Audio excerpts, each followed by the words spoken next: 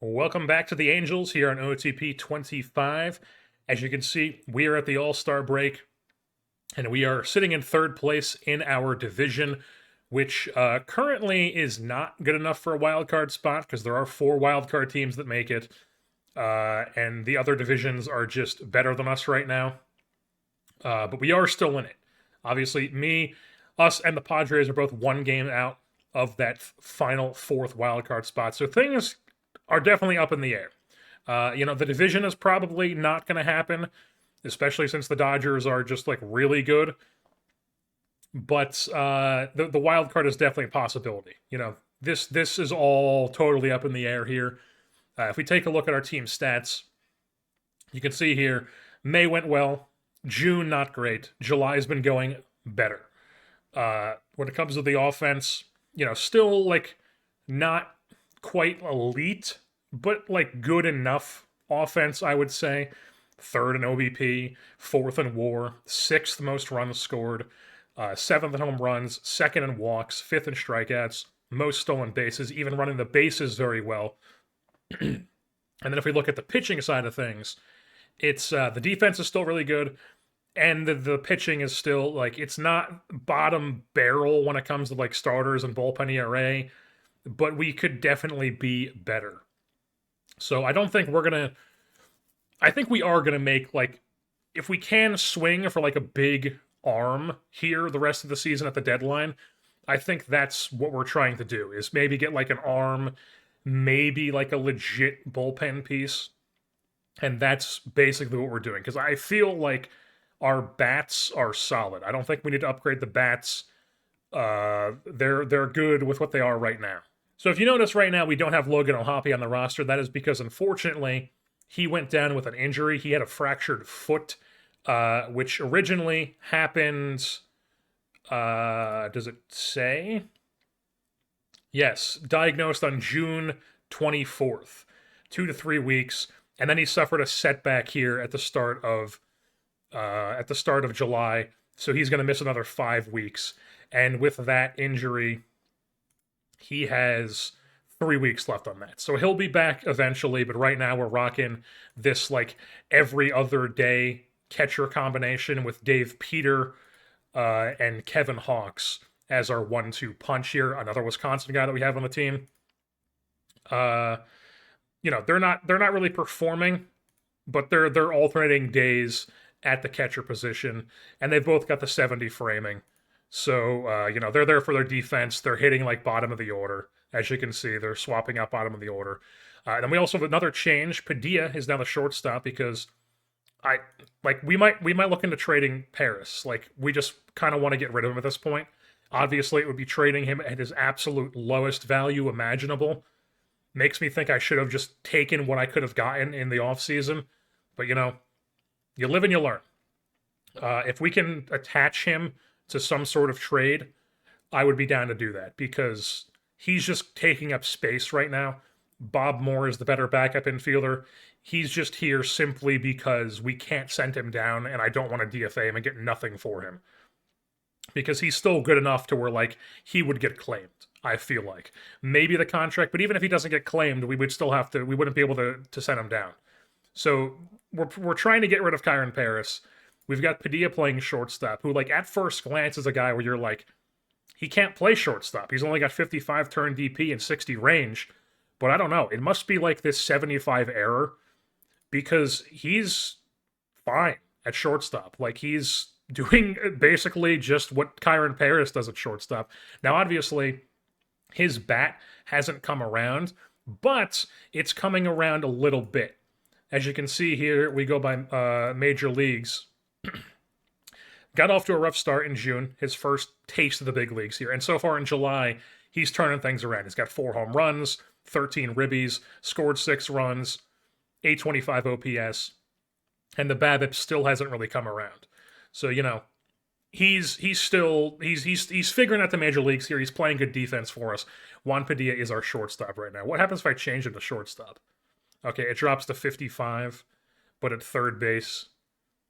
Oh, he's a 55 there too. So yeah, let's just make him the shortstop because that's where he's playing for us. And third base is Gian Andrea Morfin. However you say this guy's last name, the switch hitter playing third base. You can see here he was playing a really solid third base in Double A. We called him up to Triple A because he was raking in Double A. He was raking in Triple A again, so I was like, screw it. We need a third baseman. Let's call him up. He's only played 9 games so far. Very small sample size. He's getting adjusted to the level. We believe in this bat. He's going to be our third baseman the rest of the way out because Mr. George Lombard, it was just awful. You just can't. You can't be this type of offense and just expect to stay on the team. He was just not good enough. He had plenty of options. He only has the 2 years of service time. He only has one option after this year, but he had 2 options before we sent him down. He was okay defensively. You would hope he'd be better defensively with this type of glove, but just all around, not a great performance from George Lombard this year, unfortunately. So he goes down, and he's going to be in AAA for the rest of the year probably. Maybe we call him back up if we need a third baseman, if something happens to Morfin. But for now, he's in AAA. We also have Josh Johnson back from his rehab stint. He's back in the lineup. If you remember, he was raking before he got the injury. So we're hoping he can pick things right up where he left off. So we're going back to Josh Johnson playing against righties because he is the lefty bat. He's actually not bad against lefties, but, we're just kind of doing a platoon. He could play against lefties, but we want to get Gutierrez involved because Gutierrez does have a really good split against lefties, not so much against righties. He is the lefty feaster. As we expected, we get that great glove when he plays. So yeah, he's got the decent, the pretty good bat against lefties, so he's playing there. And then now that I'm seeing this, I do want to make sure that he is the defensive sub at left field against righties, because Johnson obviously is not a great glove. So yeah, that's what the lineup looks like against righties and lefties.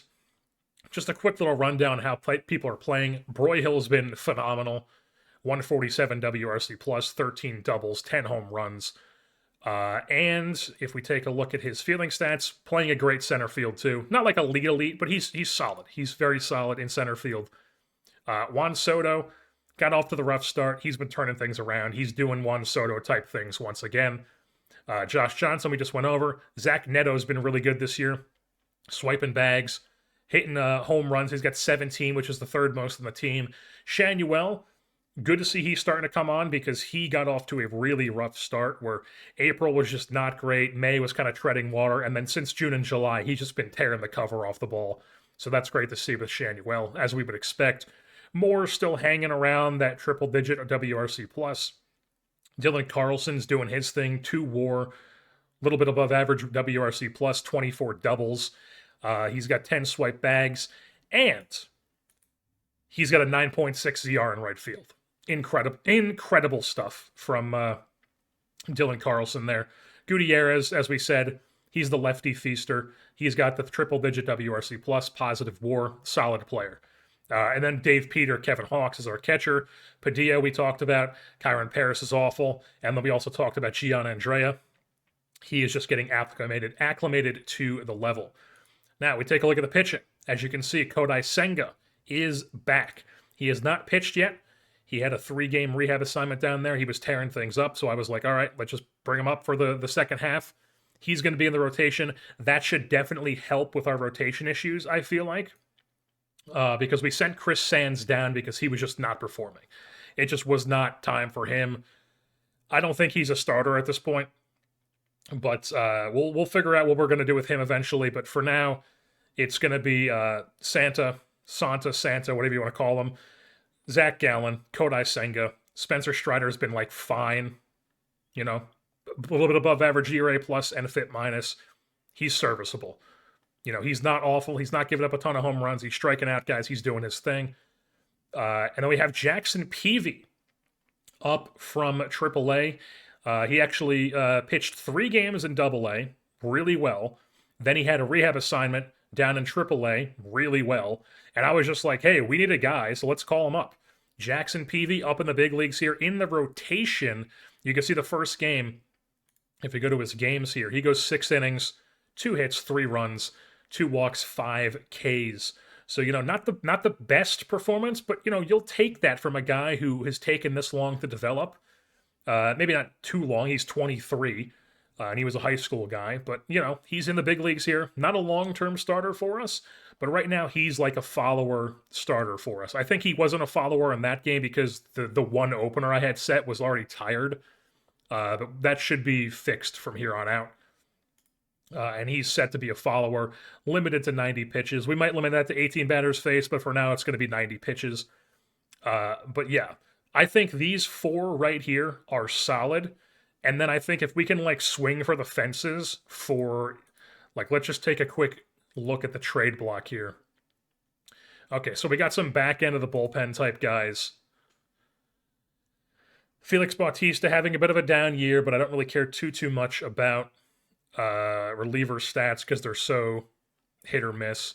Emmanuel Clase could be fun, depending on which one. Arizona and New York. Who's the worst between those two?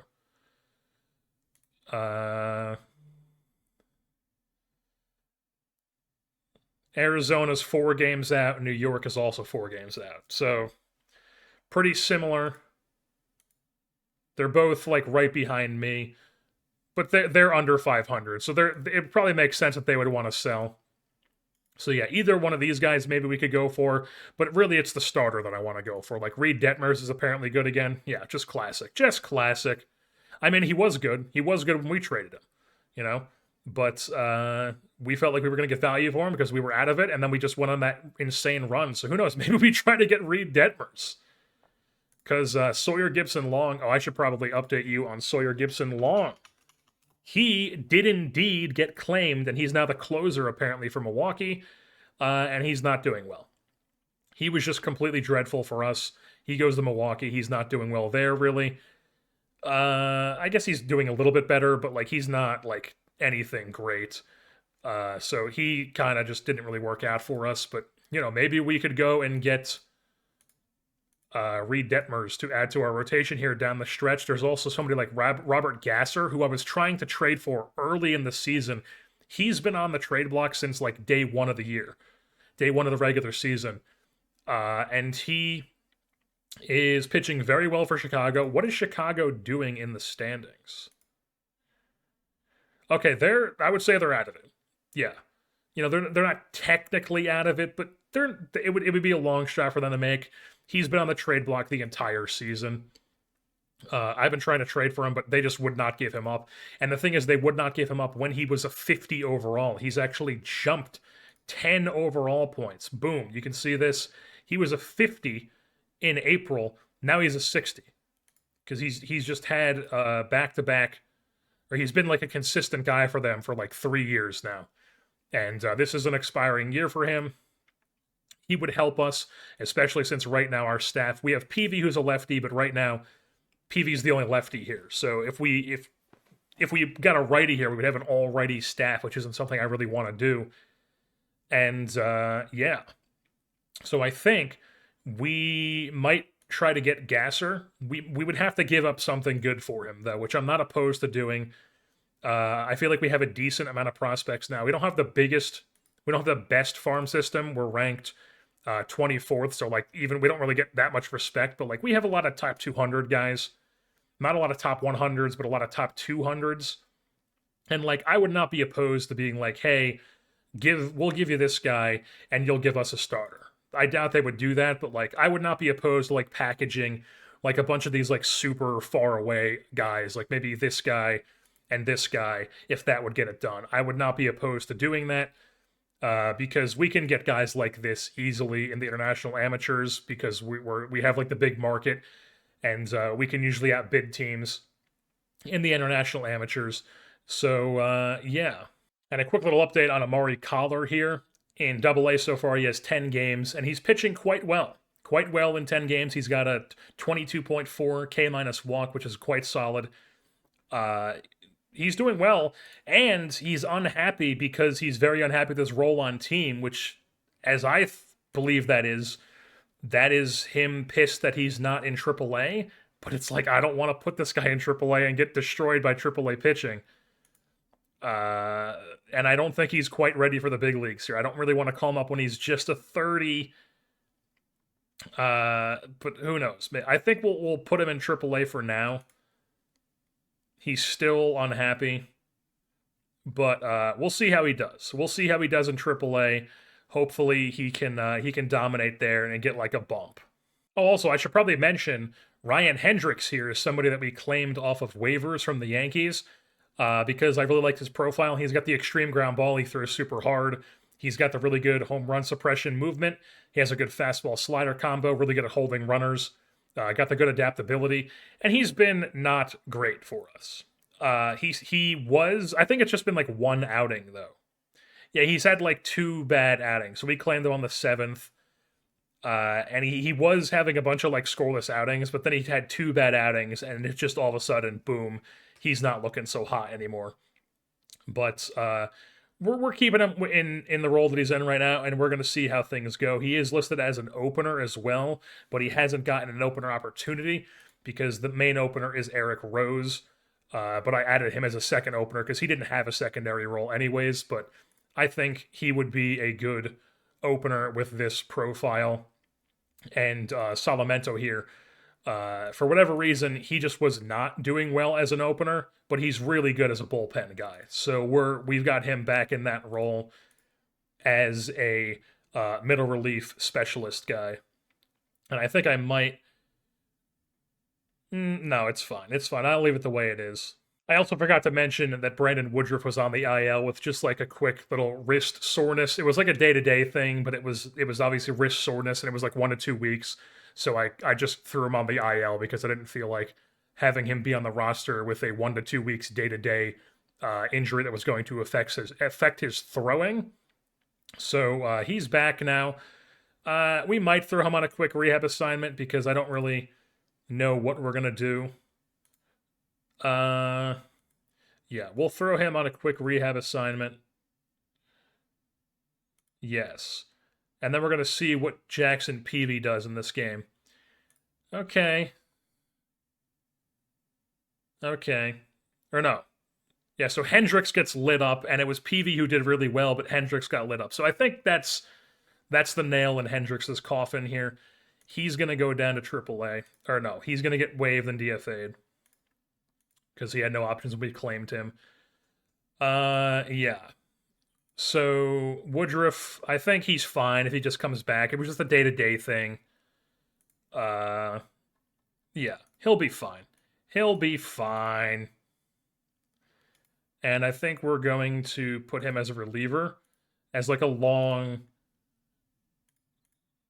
We're going to put Forbes as a stopper, I think, because he's been quite good, I believe. Okay, he's kind of not great anymore. So I think what we're going to do is we're going to go use more often for Urena, Salametto, and Rose. And then have, like... Yeah. I think that's going to be the order of the guys that we want to use more in the middle relief. Yeah, and we also see we dropped Ben Joyce down to setup because he just hasn't been Ben Joyce. Honestly, Eric Rose has been so good as a reliever that it's like, man, honestly, Honestly, I might go middle relief opener for him, Eric Rose.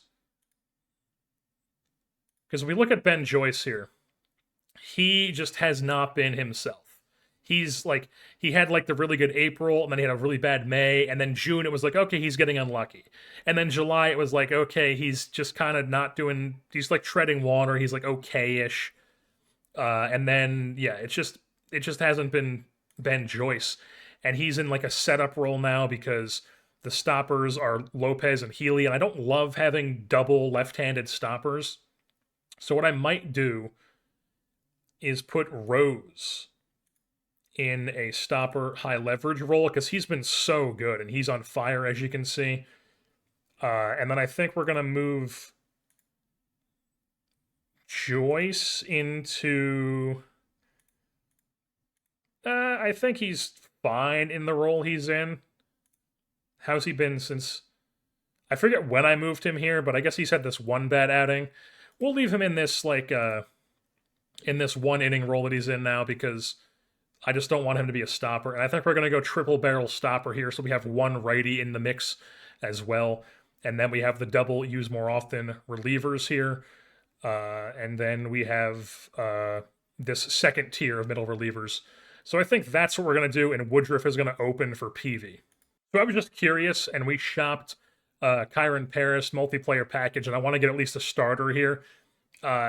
Nothing really too interesting popped up when it came to the starters. Like Jonathan Cannon is a guy who popped up here with Khalil Lee. Cannon's not great though. He hasn't been. He was really good last year, and he's been really bad this year. And I don't really want to trade for a starter that's really bad. He is cheap, but we want to get a guy who's been like doing good this season, as opposed to Jonathan Cannon here. And then I don't really care about Khalil Lee at all. Although that's an interesting profile. We don't need outfielders though, but that is an interesting profile. And it's the White Sox. They love ripping me off. They do. We're going to throw him on keep an eye, though, because that is an interesting player. I didn't realize he had that type of profile. But anyways, there is this one where it's more so the bat that's interesting to me than it is the pitchers, because, like, Jordy Vargas is, like, whatever. Mason Molina is, like, whatever. But Brock Wilkins, a really good bat. More so against lefties than righties, but still solid against righties. Kind of struggling this year, though. So, and it's also, he's a first baseman. He can play you some corner, but we don't need him. Right now, like, the issue with our bats is that we're waiting for Padilla to, like, really turn it on. And like I said, he's got an 85 now, so it's starting to come down. But he's still better than Paris was at shortstop, which is the thing. And as you can see here, he's still holding his own at shortstop. But John Andrea, Morphin, Lombard really taking that hit this season has been bad for us because we need this guy to be good. And right now, he's just not good. So, you know, Wilkin, if we picked him up, we would need him to play like third base, which is like, I mean, I guess he could play third base, but not really. He'd be like a really bad third baseman for you. So that's not something I'm like trying to do. And also, I mean, maybe, I don't know. Maybe. Who is this guy that they want? Okay, international free agent who's done like nothing for me. Yeah, I would be fine giving up that guy for Brock Wilkin. We'll come back to that, but the thing I wanted to show was when we did this single player shop. Couple interesting Reed Detmers just straight up. We could get Reed Detmers straight up, which I would think that would help. We'd look at his splits here. Yeah, he had a bad April and he's been really good May, or like a solid May, really good June with the ERA plus, and then he's been really good in July so far. So I mean, we know what Reed Detmers is. I would not be opposed to just doing this straight up. I think it would help us. The Tigers are out of it essentially. I might do that. There is also Tariq Skubal, who seems interesting because you see the teal ink, and then you click on him and you're like, oh, he's wrecked. Never mind. Although I am looking at these dudes. Like, they have a couple 50s. Like this guy. So they're offering this guy, who I like. I don't like the stuff, but the home run suppression, the movement, the control, this 4-pitch mix, ground ball pitcher. He's having a great season. He was with Miami the previous 2 years, apparently, and was not really great in Miami. Comes here, he's having a great year. I like this guy.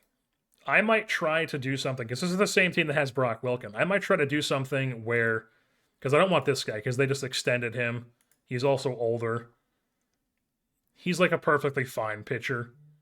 But I want the guy who's having the good season right now, and he's going to be still cheap on ARB next season because he only has 3 years of service time, and he's only projected to go up to like $3 million. And I think this plays. I think this is a good look. He's got a 3 WAR this season. He's limiting home runs. He's striking out guys. He's a good pitcher. So I think we're going to try to get Miller and then also try to finagle Brock Wilken out of them and build our own two-player deal here and see if we can possibly get a bat to help us out down the stretch.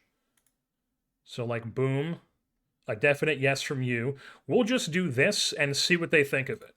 Okay, so they said almost, but it's like a fake almost because they're like, hey, just give us one of like your legit guys. So I think we're going to go in and we're going to give them that Romo guy who they wanted in the other, yeah, this guy, Edgar Romo. Boom. We know you're interested in him. Almost, and it's still like the same group of guys. Well, okay. We're gonna mess with this a bit. I'm gonna keep Romo on this because we know that they like him. We know they want him in the deal. Here we go. We got something to bite here. We've got so we added Makai Duyon to this, who was our 9th round pick in 2027. He's just kind of been an A-ball, just like nothing. You know, he could be like okay someday, but he's not going to be anything too great. So I would not be opposed to giving this guy up. And then they're like, hey, throw in Joey Ortiz, who we signed literally only because Kyron Paris got hurt at the end of spring training. If you remember, we had Bob Moore starting at shortstop at the start, and we didn't really have a guy in AAA anymore who could like play shortstop. So just in case we ever needed somebody to, and this was before we realized that Padilla can play shortstop. So Ortiz, obviously very good at second base. We don't need him, though. He's 32. If he's going to net us Brock Wilken and Jacob Miller, I think that's worth it. Absolutely. So we're going to do that. We're going to pick up Brock Wilken and Jacob Miller. I think we're going to play Brock Wilken at third base and just see how it goes. You know, obviously not the most ideal thing, but we can have like Bob Moore come in and play third base. As like we can have Bob Moore, we can have Morphin even come in and play like third base late in games, and spot Wilken when we need defense. But he's in here for his bat, obviously, and we could definitely use a bit more power in the lineup. A lot of the guys we have up right now are not huge power guys. So yeah, Brock Wilken, the man from Wake Forest, is going to come to our team along with Jacob Miller, the almost 27-year-old starter who's having like a career year. Ground ball pitcher. Boom. We're going to add Joey Ortiz, and we're going to do this. Complete the trade. Bang, bing, bang, boom. So Kyron Paris, you have served your duties here. I'm going to add him to keep an eye just because I want to see how he does, get updates on him. But, yeah, Kyron Paris, unfortunately, was just completely unplayable this season. Also, I'm an idiot. I should have checked this before I did the trade. But, I mean, they were offering it to me, man. They were offering it to me. It's whatever. I'm not gonna lose sleep over trading for a team that's, you know, in the second wild card spot. Obviously, they're having a good season. Miller was probably a big part of that, but they offered it to me, man. They offered it. We're doing it. I probably should have checked it. Is it kind of scummy to trade? Sure, but fuck it. You know. I spent years, I spent a decade sweating over this stuff in MLB The Show, and you give me a trade here or there. Come on. And now we have to decide who we're going to send down for Jacob Miller, and I think the most obvious option here is just Jackson Peavy, because none of these guys are potential send down. Like Forbes, I don't want to burn his second option, and he's been solid enough in the bullpen to where, you know, he's been, I guess he's been kind of struggling as of late with the FIP. But I guess we could burn his second option because Peavy's been really good. I don't want to like send him down and just lose like this performance that he's had in 3 appearances. Man, this is tough. Man, this is tough. We're going to go Peavy just because Peavy already has used his option this year. So we're going to send him down to AAA. He's going to do his thing down there. Yeah, he can do that. And we are going to have Mr. Jacob Miller come into our rotation here. Bada bing, bada boom. So boom, here's what the staff looks like now. Santa, Gallen, Senga, Strider, and Miller. and we are going to take Woodruff off of this. I think we're going to throw him on. We'll throw him on long relief. We'll throw him on long relief. So Woodruff and Forbes are the long relief guys / mid of relief, not used as often as Urania and Salamento. Alrighty, so here's what we're rocking with the lineups. It's going to be Soto, Broyhill, Neto, Shanuel, Brock Wilken playing third, hitting fifth, Josh Johnson, Dylan Carlson, Juan Padilla, and Dave Peter swapping every other day with Kevin Hawks. And then against lefties, we've got Gutierrez in at left field hitting fifth, Brock Wilkins hitting third, and Broyhill slots down into the seventh spot because if we take a look at his splits, he is, I guess he's hitting perfectly fine against lefties. But yeah, maybe we want to readjust that. All right, so this is what we're doing. We're going Broyhill, Neto, Shanuel, Wilken, Gutierrez, Carlson, Padilla, and then the catcher tandem right now. And then Morfin is going to be the defensive sub at third base for Wilken later in innings. We do have, what am I looking for? The strategy. We do have it set only to go into the 8th plus. So late in games, if we're up by 3 runs or less, Morfin will enter the game. Same with Gutierrez against righties in left field, and then against lefties, Gutierrez is already in left field. So yeah, that is the lineup we're going to rock with here. And yeah, we're probably not going to make any other trades. We're probably just going to see how things go here. We're going to get Ohapi back in 1 week. He'll probably have a short rehab stint and then come back. And then we will get this bat back in the lineup, and we'll be rocking and rolling and ready to go here. We're skidding a bit right now. If we take a look at our team's stats, 11-11 overall, but last 10 were 3-7. Overall in July, 3-7 our last 10. So not going well right now, 3-7. But I believe in what we've done here. I believe in this staff. I believe in this bullpen. I believe in these bats. I was also just curious on if we could get Felix Bautista here, because obviously the 80s stuff, he is like a legit dude to have at the back end of the bullpen. Having a bit of, I guess he's turning things around a little bit, but he's a legit dude to have at the back end of the bullpen. We don't really have that right now, but it doesn't even matter because he would not want to come to us. It does not matter who I offer here. He's just does not want to come here. The only other like big time reliever on this trade block list that I would want to go for is Jeremiah Estrada, but I know I'm not going to trade for him. One, because he's on a 2-year deal, not the most expensive though, but I really like his stuff. Home run suppression, 80 grade fastball, 80 grade slider, throws 100, extreme ground ball. Love everything about this guy, except for the fact that he's on the Padres and they are still like competing here for a spot. I guess they are behind me and they're 2-8. They've lost 3 in a row, so like they're heading into the trade deadline like that.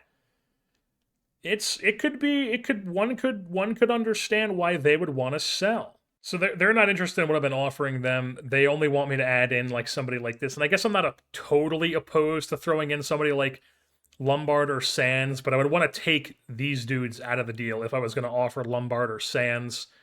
And I don't want to offer Lombard or Sands because I think Sands can still be a really good reliever. It's just I don't think he's a starter. You see, if we move him to starter, he still has the 50. He can still be good. He's got the stamina issue right now, but if this pitch develops, he could be a starter. And even if he's not, he's a good reliever.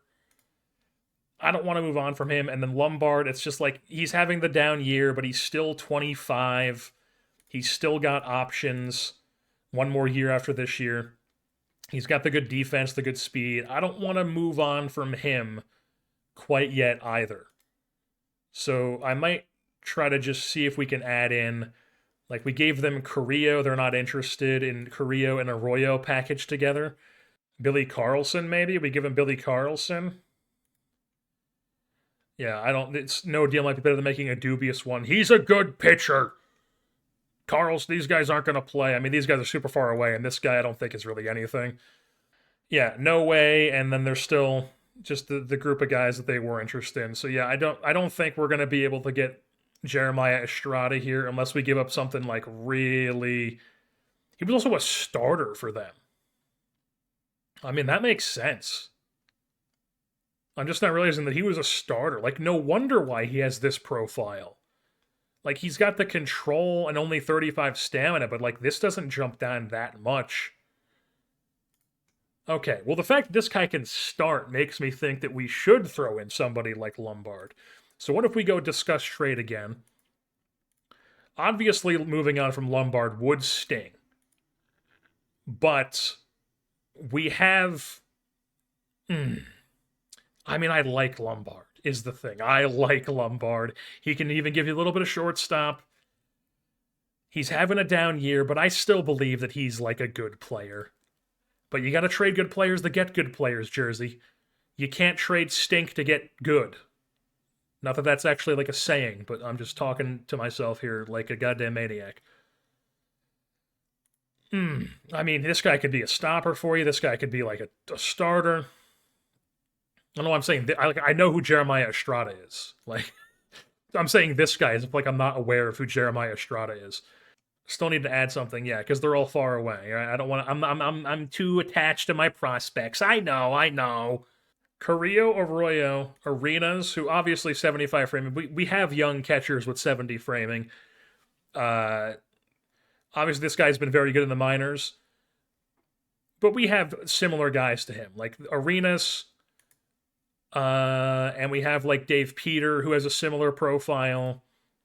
Hawks doesn't have the bat, but he's got the glove and he's got the contact. And they're like a similar age to Arenas. Yeah. Arenas is going to be Rule 5 eligible next year, so we're probably not going to be able to roster him anyways. I don't want to carry 4 catchers on our 40 man to protect him. So I think we're going to do this. I think we're going to add Arenas. Oh, we already added Arenas. We're going to add a Faruqi. We're going to add Faruqi, and that's going to get the deal done. So, 3 guys who could be good: Carrillo, Arroyo, Arenas, and Faruqi. So, like, Carrillo could be legit as like a corner outfielder. Arroyo could be like a bat first catcher. Arenas could be like a good defensive first catcher. And Faruqi does have the potential to develop the power, but the void Ks and the gap power might be his undoing. He hasn't shown it yet. He's super far away. Not the greatest defensively. We're going to do this. Jeremiah Estrada is going to come to us. They're out of it. They're skidding. Boom. I pulled the trigger. We've done it. And then I think here we are going to use Forbes' option. You know, he's got 2. We're going to burn this last year of option, but he's just the most obvious guy to send down. We don't really have anybody else who we want to send down. Like, Eric Rose has no options, but he's been legit as fuck for us in the bullpen. I'm not trying to get rid of this. Forbes is the most obvious option. So yeah, we're going to send him down. So yeah, here's what we're rocking with in the bullpen now. We got the 3-headed stopper once again with Lopez and Healy because they've just been so good this season. And then we got Estrada as the right-handed stopper, secondary role closer. So I'm hoping that it's going to prioritize him to actually close games out. And then honestly, I might have Healy be 7th in close game just because he can go longer than Lopez and Estrada can. And yeah, I think that's what we're gonna do there. We'll throw him on a high leverage. Why not? All 3 of these guys on high leverage for stopper. Boom. That'll be our 3-headed stopper. 2-headed setup of Joyce and Rose with secondary as stopper, 6th or later for them. And then we have the use more often Urania, Solmedo, middle relief. And Brandon Woodruff is the middle relief / long relief guy. So yeah, that's what we're rocking with here in the bullpen. We're ready to rock and roll here rest of the season. Let's see what happens. So here we are at the end of the season, and once again, the Los Angeles Angels have missed the playoffs. We have not made the playoffs since our World Series run in 2027, and that's just unacceptable. We're gonna have to do some. I keep saying this every time we get to the end of the season. It's like we need to have some serious changes, and I feel like we make changes. and it's just that nothing works. We just, we the hitting, we need to fix the hitting. We fix the hitting, and then the pitching falls apart. We fix the pitching, and then the hitting slacks, and it just, or we do fix the pitching, and it just doesn't even matter, which is like what happened this year. The pitching just it ended up not mattering. The pitching was just really, really bad. We finished 80 and 82. We take a look at the team stats here. Or first of all, you can see how well we did down the stretch. We win this series against Pittsburgh. We sweep Seattle, who's in front of us. We win a series against San Diego. We win a series against New York. And even with this end of the half end of September, we were still under 500 in September. That's how bad this team was. Once again, the bad April, the really good May, the bad June, the slightly above average July, the bad August, the bad September. The bats were not the issue. The bats did their job. They were plenty fine. It's the pitching. The pitching just fell apart. I mean, it's just not great. It's not great, folks. And on top of that, we've had quite a few injuries. Jeremiah Strider is going to be on the team next year, but he didn't end up being a needle mover for us. He was not great. He ended up starting 2 games for us, was not good. Was in the bullpen aside from that, was not really that great in those games either. Wasn't the worst, but, we would have liked to see better. We would have liked to see, like, this type of stuff like he was doing in San Diego, but he did not do that with us, unfortunately. But it's not all him, we sort by innings here. Zach Gallen, he was good. He was good once again. He is starting to age. He's 35. He'll be like 36 next season. The WAR is going down. It's not quite like at his peak, but he's still a very solid pitcher. But he is going down. His stuff's going down. He's not going to be the guy that we signed anymore. And we do have him for 2 more years guaranteed, and then I'm assuming he probably will opt into this. So I would say we have 3 more years of Zach Gallen, which we signed him to that. We knew that was coming. So Zach Gallen, we got him through that. Santa, or I should say Jacob Miller came over, and he was good. Or I guess he was like league average, should I say. A little bit better on the ERA+, a little below on the FIP-. But overall, he was fine. But like Santa, he was good. Santa was good for us, I will say that. He was literally like exactly what we would have expected. So that is good to see. I'm probably going to re-sign him because we're not trying to create more holes than we need to fill. Spencer Strider was like fine. He was serviceable. I don't think we're going to bring him back. Maybe we will, but he's fragile. He's going to be 32 next season. Maybe. We'll have to see. Woodruff was not good. He was like, I guess, fine-ish. But this was the last year of his deal, so we are not going to be bringing him back. Ben Joyce was not great. And the thing is, we actually signed him into an extension of the offseason. This 3rd year is his first free agency year. So we have him for 1 more year after this at 6.5, which is what he was estimated to get in arbitration when I signed this to him. So this is what he would have been making anyways in arbitration. And then $7 million is like $1.5 million upgrade for his first free agency year. Do we accept that or not? Depends on if he bounces back next season. Hopefully he does. Healy was good in the pen. Salmetto ended up fizzling out towards the end of the season. We went over Estrada. Let me change this back to reliever. Lopez finally kind of had a not great season, just kind of league average-ish. Kind of fell apart in the second half.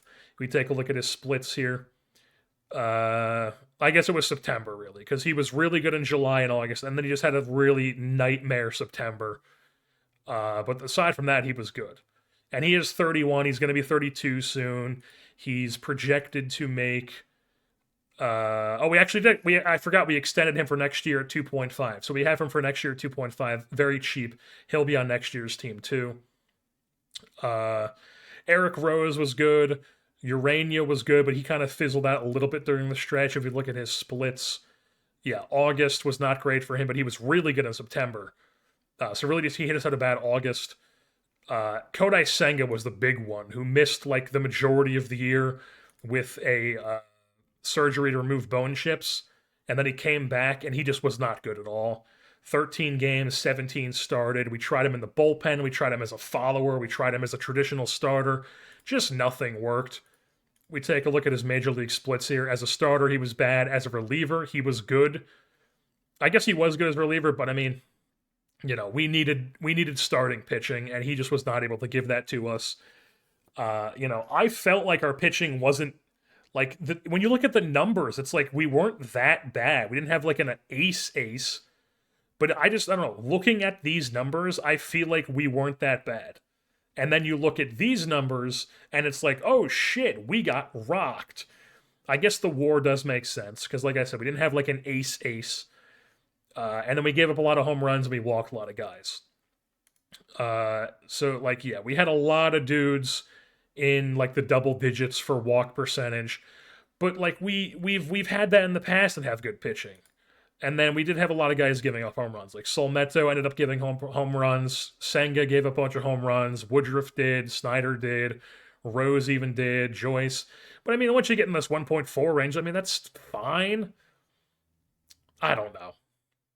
I felt like I assembled a decent staff. It just didn't perform. But if we take a look at the injured list here, Chris Sands came up, literally pitched, I think 2 games. Yeah, he pitched this game against Montreal, this game against Montreal, and in this one, boom, elbow ligament reconstruction surgery. Right as I was saying, I think he could still be good for us right at the trade deadline. He comes up and just bang, just destroyed. Remember, he missed all of 2028 with a torn flexor tendon.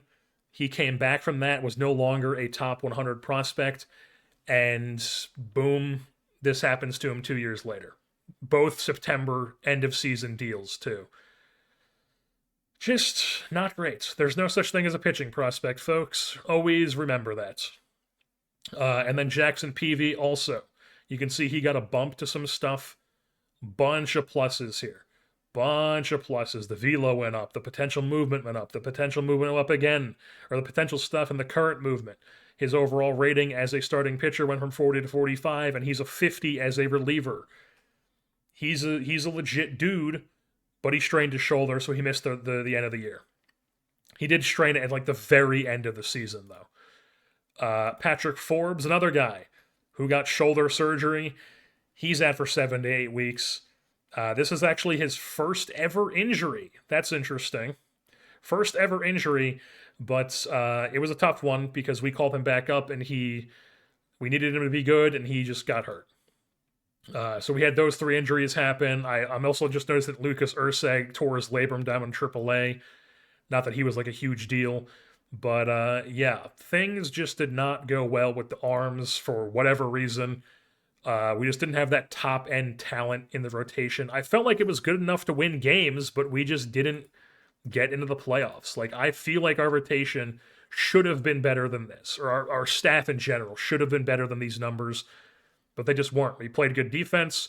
We hit well enough. It just, I don't know. It just did not go well.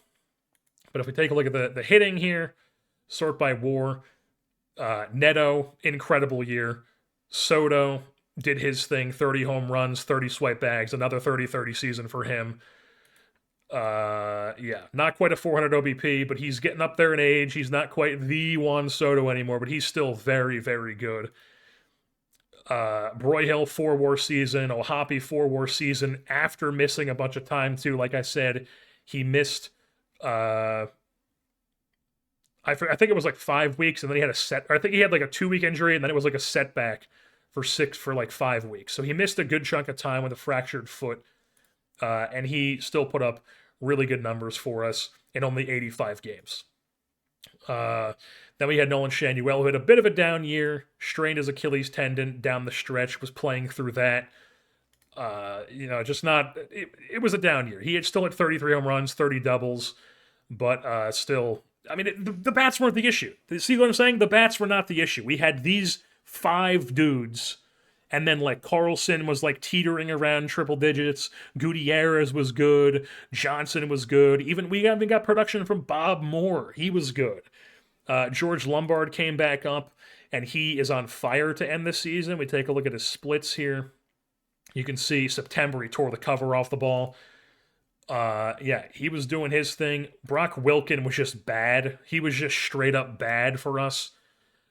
He ended up being, if we take a look at righties here, he's just a pinch hitter, backup first baseman against righties, and then he was playing against lefties because he had the good bat against lefties, or at least he should have been, but he just really wasn't. Just for whatever reason, just really wasn't good against lefties this year. And that trade didn't really work out for us, I feel like. But, it is what it is. The bats were still good enough without Wilken. I feel like we just couldn't win for whatever reason. Padilla finished the year on the squad. He did not perform, but that was his first taste of the big leagues. You can see here his power's up to 50, 55 potential. Gap power's 50. I still believe in this dude. He's going to be a part of our team for a while to come. He's a key piece.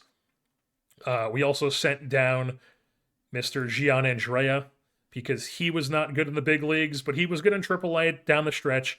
So I still believe in this dude as well. I don't think he's as good as Padilla, but he's definitely a solid player to have on the team.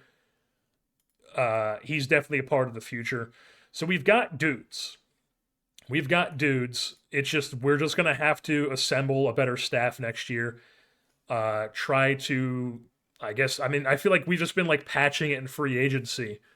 But we do have Amari Collar, who could be a part of next year's staff. He was struggling in AAA. I just kind of chalked it up to it's Salt Lake, so we sent him back down a trip to AA. He was good in AA the whole year. Do we want him in the big leagues right away next year? Maybe, maybe not. We'll have to see what happens in spring training, but he could possibly be in the rotation for us next year to start, and if not to start, then I would imagine he's in there at some point. But he's definitely an option for us in the rotation. Mike Bray, our second-round pick out of Wake Forest this season, he really tore things up in A-ball this season as a 22-year-old. Recently turned 22 even. Regular A-ball 7 starts, 5.82 ERA plus in 41 and a third innings. A-ball or advanced A-ball 9 starts, 46 and 2/3. Put up a 1 WAR once again, solid ERA, good FIP minus, putting up good strikeout numbers, not giving up home runs. He was very good. He's going to start next year in AA. Maybe he's somebody who could come up for us, because what we need dudes like this to come up and be dudes for us. We need these guys to come in and be aces, be solid pitchers for us. We don't need to keep patchworking veterans through free agency, and then we end up to a point like where this year, where we had Woodruff giving us 117 innings of subpar ball, or we have Zach Gallen, who is good, but he's going to be, these last 3 years, they could be rough for Zach Gallen. Kodai Senga was not a big success for us. Spencer Strider, patchwork Spencer Strider was okay, but we need the young dudes to come up and pitch like that for us. We need their dudes, shove in the big leagues type stuff. We don't need to keep patchworking it through free agency. Even Brownstein here, our 4th round pick, he was even good in A-ball. 91 and a third innings since coming over from Grand Canyon University. Put up a decent year. He's could be a piece for us eventually. We traded that last catcher I was talking about. We still got this catcher. This dude's in AA now. He was tearing things up in high A-ball, at least offensively, and a decent bat as well. Mr. Errol Brulhart put up a 4 WAR in AA this season. This is a guy who does not have a spot in our team. This is the type of guy that we need to go into the offseason and go, you know what? You're a good player. You're going to be good somewhere. We need arms. And go out and trade this dude for a starter. Maybe trade this dude for a starter. We've got plenty of dudes like this that I would not be opposed to going out and shopping for starters, even if we have to package multiple of these dudes. We need arms. We need starters. We need dudes in the rotation. We cannot just keep doing this patchwork shit, this Rays shit we were doing this year. We need dudes. We need dudes to come up and perform for us like Collar and Bray. We need dudes that we can acquire. This year we acquired Santa. He was good for us, very good for us. But he's not like a number one. He's like a 2-3 sort of guy, probably ideally a 3. Him, Gallen, Miller next year is going to be on our roster again. Those are dudes that we can trust to have in the rotation. But that's just 3 guys. We don't have like a legit dude. We need a legit dude. And then just a quick glance at where we finished in the standings. We ended up being 3 games out of the wild card, that 4th wild card spot that the Mariners got. You can see 8-2 down the stretch. Even with that, we were still under 500 in the month of September. It's just a bummer. I don't even know what to say anymore. We're just trying to get onto this offseason and try to turn the ship around because I'm freaking tired of having these shitty ass seasons. We're trying to get in the goddamn playoffs here. You know, now that I am sitting here ranting about being like, oh my god, I feel like we fix things, we spend money to do this, and we get this, and nothing works. We're the Angels. Of course these things aren't working. We're the frickin' Angels. But just a quick little look around the league here for some dudes that stand out. The Cardinals, we've known about their pitching. They've got this guy. I think this guy, he was on their team last year, I believe. Yes. Incredible. We could use a guy like this. Not that our bats are bad, but, you know, this guy's insane. Leads the league in batting average. This Cardenas guy for the Phillies had a really good year. 5 WAR, 168 WRC+, 40 doubles, 45 home runs. I mean, incredible. The guy goes from Jersey Shore to the big leagues, essentially. And he's just a stud for the Phillies. Who else do we have here? Jackson Holiday and Jackson Churio leading the leagues in WAR here. Juan Soto, once again, number 2 in runs, up there. He's scoring runs in that leadoff spot. He's scoring runs. He's getting on base. He's hitting home runs. He's stealing bases. He's doing his job. We're scoring runs. We just can't freaking pitch. I'm also seeing that Curtis Mead led the league in doubles here. He was actually somebody that was offered to me in the offseason. I forget which player it was. It might have been Kyron Paris. But I just looked at him. I just didn't think we had a fit. He would have been like Brock Wilken for us, where we would have been playing him at third base at like a subpar third base. And also we didn't know that Lombard was going to have a bad season when we were looking at Meade. So I just felt like we didn't have a fit for him. We didn't trade for him. Not that like a 106 WRC plus would have been like a game changer for us, because once again, it wasn't like we didn't have bats. Soto, once again, top 5 in stolen bases. I think he led the league in stolen bases last year. Yeah.